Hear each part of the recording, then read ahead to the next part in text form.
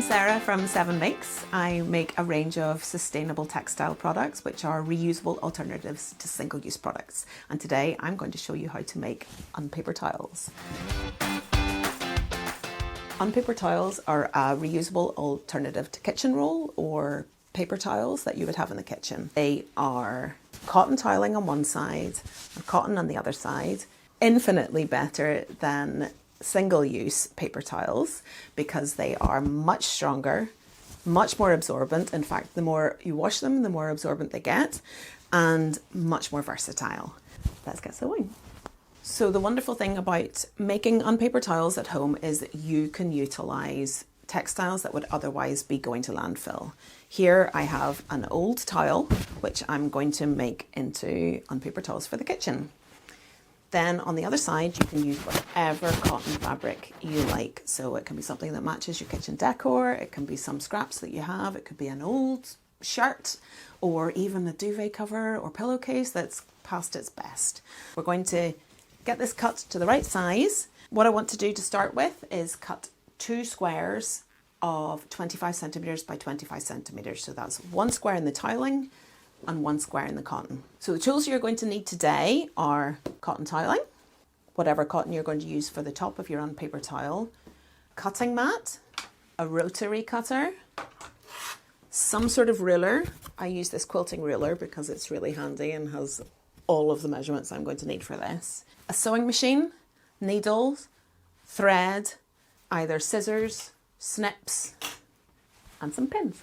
Bonus extra tool here is a paintbrush. Anything similar to this that has a pointed but not sharp edge will really help when we're poking out our corners later on. So if you have something like this to hand, it will really help you out. So let's get our tiling. I'm going to cut 2 at once here. The joy of a rotary cutter is that we can get through a few layers of fabric in one go. So what I'm going to do is I'm going to cut the tiling and the cotton at the same time. So I'm laying it out nice and straight. And what I'm going to do first is cut off this bit here. This is called the selvage, which is the edge of the fabric. So if you're using scrap fabrics or repurposed fabrics, you probably won't have this on it. But because this is a newer fabric, I'm just going to cut this bit off first. With the rotary cutter, take the safety off and it's ready to go. And what I like to do is lock it in place. The key thing with rotary cutters is almost getting on top of the blade while you're cutting and transferring your weight while you're rolling it forward. Nice and smooth, and that's it cut. So I can just cut this off at an angle here. Keep that to one side. Closed, and then what I'm going to do is edge up the cotton. So I've got 2 layers of cotton and 2 layers of tiling, and I'll keep them nice and flush around the edge. And then because I'm using this quilting ruler, it has centimeters along each side. This is 32 centimeters by 32 centimeters, and what we're cutting here is 25 by 25. So I'm putting my ones furthest away and I'm lining my edges up with 25 and 25. So I'll set that down here. 25 runs all the way down and all the way across. Now, if you're finding it's not completely even, that's okay, because what we're doing here is sewing this right side together and then we're going to turn it inside out. So it's always better to do a little bit more than not enough. Also, if you find you have a piece of material that's only 24 centimeters, it's absolutely fine. This is for your own use in the kitchen. So if you're not getting your measurements exactly right, don't worry about it at all. So I'm going to press right to the end and turn a corner. And I'm putting a lot of pressure down on the ruler as well as on the rotary blade. Keeping my fingers out of the way, closing it up, hoping it's gone through all 4. A lot of the time there's a little bit on the corner. So I just grab my scissors and cut that, and we're good to go. So we have 2 pieces of cotton and 2 pieces of tiling ready to make into UnPaper tiles. So most pieces of tiling you will have around the house are 2-sided. If you find that there is one side which is a little bit fluffier, then that would be the side to have on the outside. So for the purposes of pinning, what we're going to do is put right sides together, and that's a term that you might hear if you're doing other sewing projects. So right sides together means the sides that would normally be on the outside go together. And what I'm going to do here is I'm going to pin this so that I leave a gap of maybe up to 10 centimeters in the middle of one of the sides. So I'm going to pin it all the way around here. So we're going to be sewing along part of this side, turning the corner, going down here, all the way up and back to here. And then we'll turn it inside out from there. So here is one that I have pinned earlier. And here you'll find where I have left this needle here, this way along, this is where I'm not going to sew. These pins I have got heading out towards the edge of the fabric, and that means that I can keep that in place and I can sew over them because the needle is round and the pin is round, so the needle's unlikely to break if it hits the pins when it's going across them in the perpendicular way. So now we've got the pinning done, we're going to start sewing, and we're just going to use a straight stitch for this. Our seam allowance will be whatever you're most comfortable with, but I'm basically lining it up with the edge of my presser foot here, so that's around, I think, 1/4 of an inch. I'm going to start with a little back stitch just so that it reinforces the edge of the stitches. So we'll go back 1 or 2 stitches and then we'll go forwards. When we get to the end, what we're going to do is we're going to stop with the needle down. So my machine does this automatically. What you might want to do is use your wheel here at the end to manipulate the needle so that it is down at the corner. Don't forget, anytime you're doing this, only rotate the wheel towards you.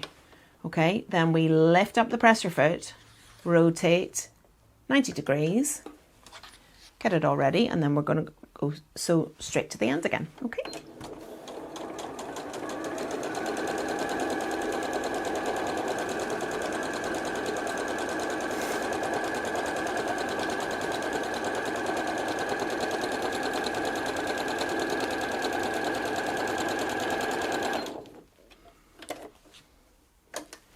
If you're finding any of this is confusing or there's terminology that you're not sure about, there is another video on my channel which is Get to Know Your Sewing Machine, so that might be worth looking at if you've missed it.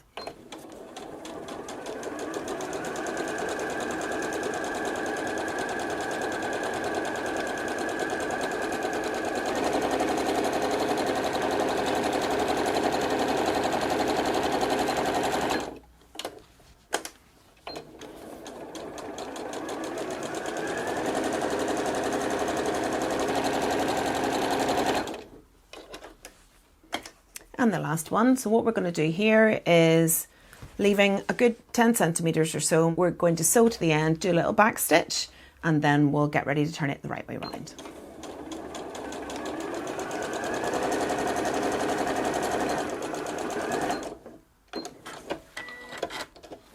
You can see the stitch goes all the way around, nice and sharp at the corners. So we will take our pins out, and what we're going to do at the corners is trim them off at 45 degrees, which means that when we turn it the right way around, it just makes our corners nice and sharp. So close enough to the stitch, but it doesn't have to be on the stitch. Don't panic if you do cut over the stitch. You can always stick it back in the sewing machine and sew a little bit closer, just angle in a little bit more, and it'll be absolutely fine. And that's our 4 corners. Now we're going to turn it the right way around. This is my favourite thing to do when I'm making bags, zipper bags and shoulder bags and things like that. You get to see what it's going to be like for the first time properly. There we go. It's almost like it's being born. There you go. You can see we have toiling on one side, lovely fabric on the other, and our open end here, which is almost starting to turn in itself a little bit. But our corners could do with being poked out a little bit. So that's where we get our paintbrush. We poke it in and we give them a gentle push. Don't push too hard because you don't want to go through it, but enough so that it makes it nice and sharp in the corners. At this stage you might want to iron. So that will help, especially if it's not a brand new cotton that you've got, or it's something that is a wee bit crumply. You can either iron it beforehand, but also at this stage, a nice press around the seams will really help make sure that you're getting all of the fabric out of your project. You can press it all the way around, and we'll tuck this bit of toweling in here and this bit of cotton in here, so that you can't see any raw edges, and I'm going to pin along here.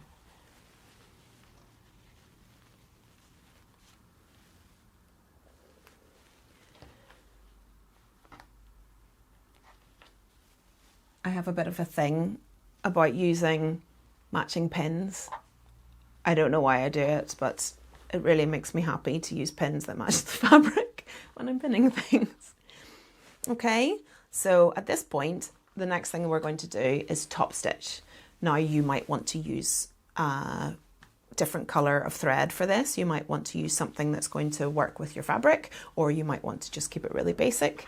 I'm going to keep a white thread for my bottom threads, and I'm going to put a top thread in that matches this, so it's a lovely contrast.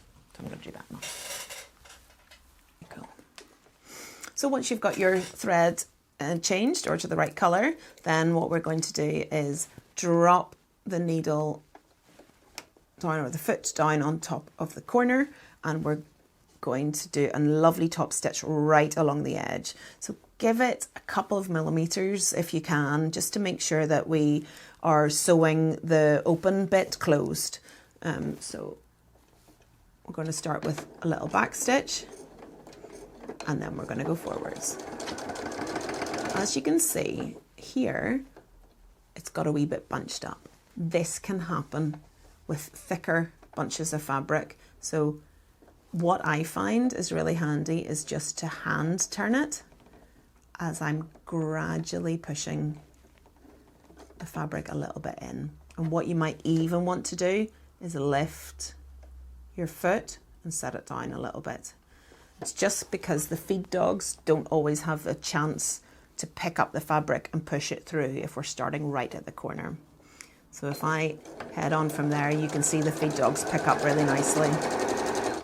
When I get close to the pin, I stop, take it out, and then move along again.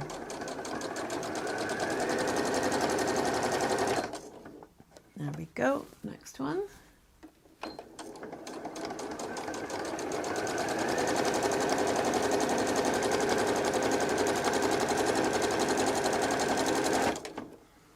And then stopping on the corner with the needle down, lift the foot, rotate 90 degrees, and you can see that's looking really cute.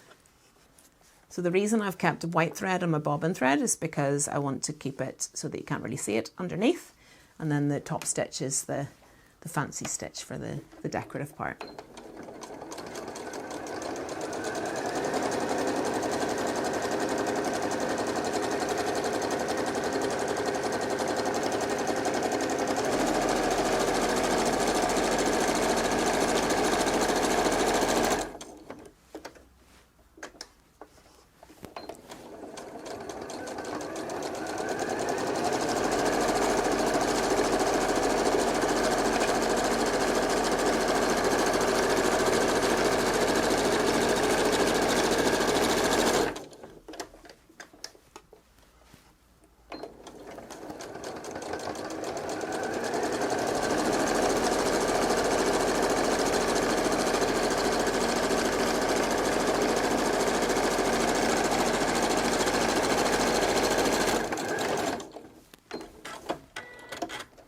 And so I finish with a little back stitch as well at the end. And then what I'll do is use my snips, cut off any extra threads. And you have an UnPaper tile. So super useful, really good for cleaning, great for mopping up spills, and even in lunch boxes for picnics and things like that as well. Also really good for babies. Lots of uses. If you think of anything else, stick it in the comments.